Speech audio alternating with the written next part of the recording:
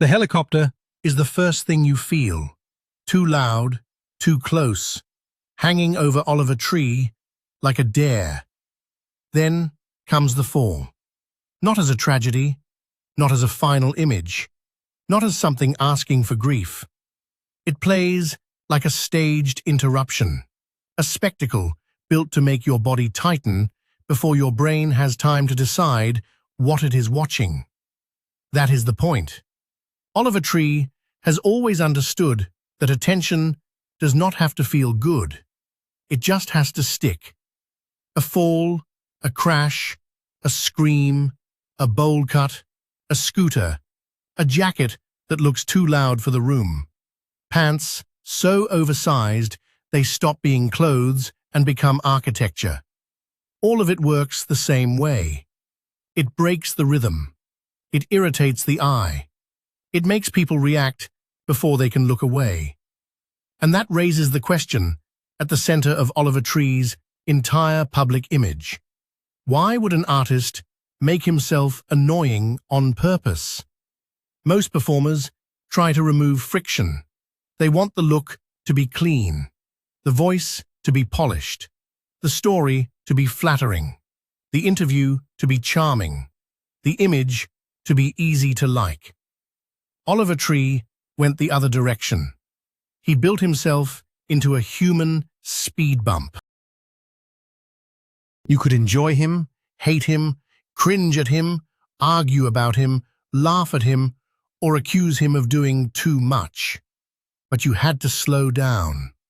That may be the real genius of the annoyance. It is not random, it is engineered.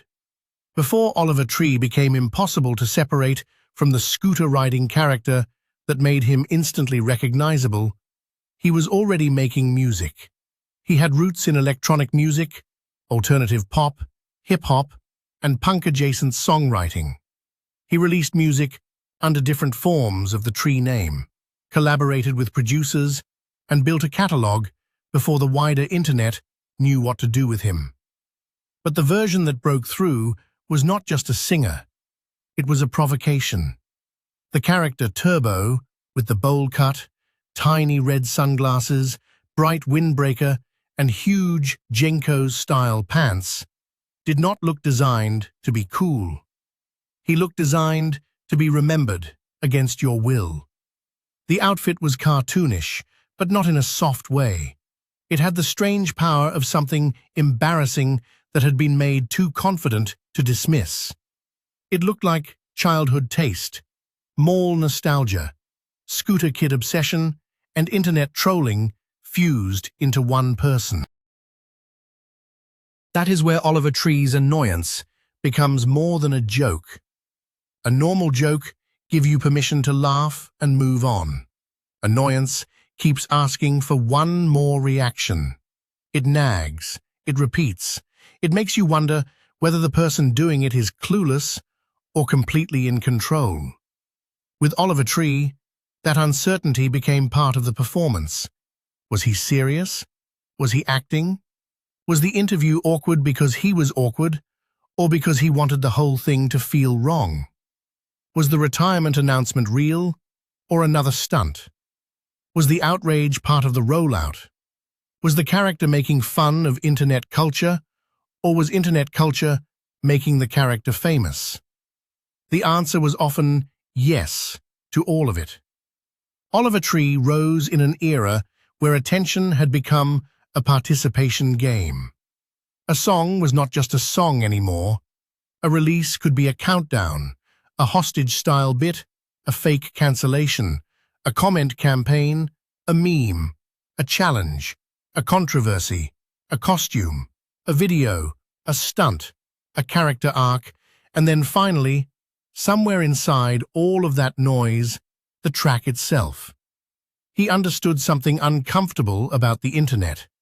Hate is still engagement. Cringe is still attention. Complaining is still participation. When people share something to say, "I can't stand this," they are still spreading it. When they argue about whether the bit is funny or unbearable, they are still keeping the bit alive. When they say they are tired of the character, they are admitting the character has taken up space in their head. Annoyance becomes control, because it forces the audience to respond on the artist's terms. The scooter is a perfect example. In someone else's hands, it would be a prop. For Oliver Tree, it became a symbol, a punchline, a vehicle, and eventually a public stunt big enough to enter record book territory. He did not just ride a scooter. He made the scooter bigger, more absurd, more inconvenient, more impossible to ignore. The joke became physical. It took up actual space. That is what his image keeps doing. It takes up space in ways that feel excessive. The bowl cut is too exact. The clothes are too large. The colors are too loud. The interviews are too uncomfortable. The videos are too chaotic. The bits go on too long. The characters return too often. The fake endings do not end. The obvious punchlines become part of the brand because Oliver Tree is not chasing elegance. He is chasing friction. And friction is powerful online. Smooth artists can be admired passively. Annoying artists demand a verdict. You have to decide whether you are in on it, above it, exhausted by it, amused by it, or secretly moved by it. Oliver Tree's trick is that all of those reactions feed the same machine. But the most interesting part of his career is not that he can irritate people. It is that the irritation often sits directly on top of songs that are emotionally direct. That tension is what makes him harder to explain than a simple internet clown. The surface can be abrasive, childish, repetitive, even obnoxious. But the songs underneath often circle loneliness, heartbreak, alienation, frustration, resentment, and the feeling of not fitting anywhere cleanly. Hurt does not feel like a random gag. It turns pain and blame into something blunt and catchy. Alien Boy builds an identity out of not belonging. Let Me Down compresses disappointment into a hook that feels almost too simple until it stays with you. Life Goes On sounds casual on the surface, but its emotional power comes from how cold and resigned that phrase can feel. Cowboys Don't Cry dresses heartbreak in a Western costume, but the costume does not erase the ache. Even the title, Alone in a Crowd, points straight at the contradiction that runs through his work, being visible everywhere and still feeling isolated. So what is the annoying surface doing? It might be a shield. If the audience laughs at the costume first, they cannot immediately reach the vulnerable part. The joke gets there before the judgment does. Oliver Tree can sing about feeling rejected or alone, while dressed like someone daring you to take him seriously. That makes sincerity harder to attack, because the performance has already attacked itself. It might be a filter. The people who stay past the irritation are the people willing to meet the song on stranger terms. Not everyone gets through the noise. Not everyone wants to. But for the listeners who do, the contrast can make the emotion hit harder. The more absurd the packaging, the more surprising it is when a line or melody feels honest. It might be a delivery system. Maybe the annoying part is not hiding the feeling at all. Maybe it is how the feeling travels. In a crowded internet, sadness by itself can disappear. Heartbreak by itself can sound like everything else. But heartbreak, wearing a bowl cut, riding a scooter, shouting through a bizarre visual world, and refusing to behave politely, becomes harder to ignore. That is the uncomfortable possibility in Oliver Tree's work. The irritation is not a distraction from the sincerity, it is the route to it. His career keeps returning to that collision. Ugly is beautiful turned the outsider image into a mission statement. The title itself suggested that the unwanted, strange, embarrassing, and misshapen parts of a person could become the most visible parts. Cowboy tears moved into another costume, another exaggeration, another emotional language, but still returned to vulnerability wrapped in parody. Alone in a crowd built another persona, another visual system, another way to look ridiculous while talking about isolation and connection. The characters change, but the strategy remains. Make the audience uncomfortable enough to pay attention, then slip a real feeling through the opening. That strategy can be exhausting. There are viewers who bounce off Oliver Tree immediately, and honestly, that reaction seems built into the design. The repetition can feel like a test. The awkwardness can feel forced. The stunts can feel like attention traps. The refusal to be smooth can feel like a refusal to grow up. For some people, the annoyance is not a gateway. It is the wall. But that is also why the persona works. It does not ask for universal approval. It creates a strong reaction and then uses the reaction as proof of life. In internet culture, being mildly liked can be less useful than being intensely debated. Oliver Tree's image is not built for quiet appreciation. It is built for collision. A normal pop persona tries to reduce the distance between artist and audience. Oliver Tree increases it, then makes that distance entertaining.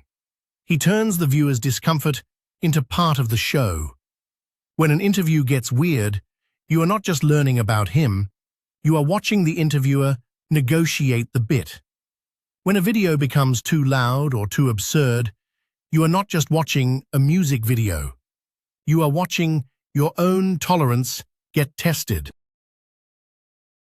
When he announces another ending, another retirement, another transformation, the question is not only whether it is true.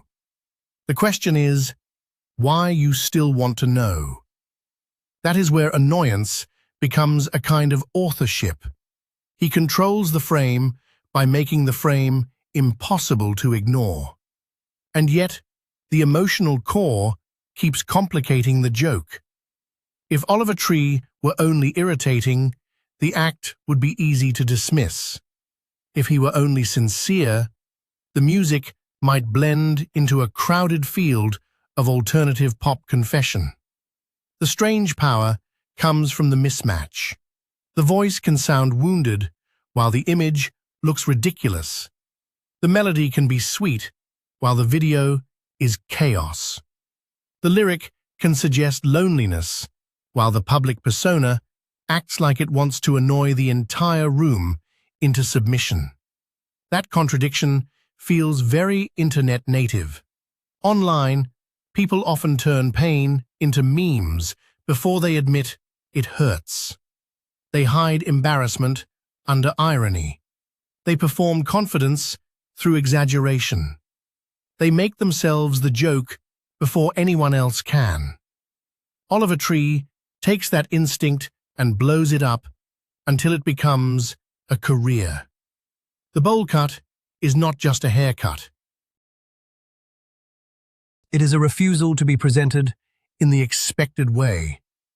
The scooter is not just a toy. It is a symbol of stubborn immaturity turned into spectacle.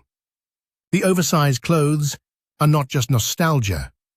They are a silhouette that cannot be mistaken for anyone else. The fake retirements are not just trolling. They expose how much audiences crave certainty from performers who are rewarded for never being predictable. And the falls, the crashes, the impossible stunts, the loud visual shocks, they all return to the same principle. Oliver Tree makes attention feel unstable. He turns the viewer into a participant by making the act slightly uncomfortable to watch. The important thing is that the danger in these images is presented as spectacle, not as tragedy. The Fall is not the story of an ending. It is the story of a method. It shows how Oliver Tree uses discomfort as an entry point. The viewer flinches, then watches. The viewer questions it, then shares it. The viewer says it is too much, and by saying that, proves the image worked. That is why making himself annoying on purpose is not a contradiction. It is a strategy for survival in a culture where attention is brutal, fast, and easily bored. Oliver Tree does not simply ask, "Do you like me?" He asks a more useful question. Can you ignore me? For years, the answer has been no. You may roll your eyes at the bowl cut, you may hate the scooter, you may think the bits go too far or last too long. You may feel the cringe before the melody. But somewhere inside that irritation is the point. Oliver Tree built a public image that turns resistance into fuel. If you laugh, you are in. If you complain, you are in. If you argue about whether it is genius or stupid, you are in. If you keep watching just to see what he does next, you are already participating. And then, after all the noise, a strange thing happens. The annoying image clears just enough for the song to come through. A song about being hurt. A song about being let down. A song about feeling alien. A song about life moving on, with or without you. A song about being surrounded and still alone. Maybe the irritation is a shield. Maybe it is a filter. Maybe it is a joke that got too effective. Or maybe it is the only honest shape for an artist who understands that modern attention is not gentle. It has to be grabbed, annoyed, confused, provoked, and dragged toward feeling. Oliver Tree made himself hard to like in the usual way. But that may be why he became so hard to forget. He weaponized annoyance, not because he had nothing sincere to say, but because sincerity alone was too easy to scroll past. The Fall gets your attention. The costume keeps you arguing. The bit makes you uncomfortable. And then the song, somehow, is still there, asking to be heard.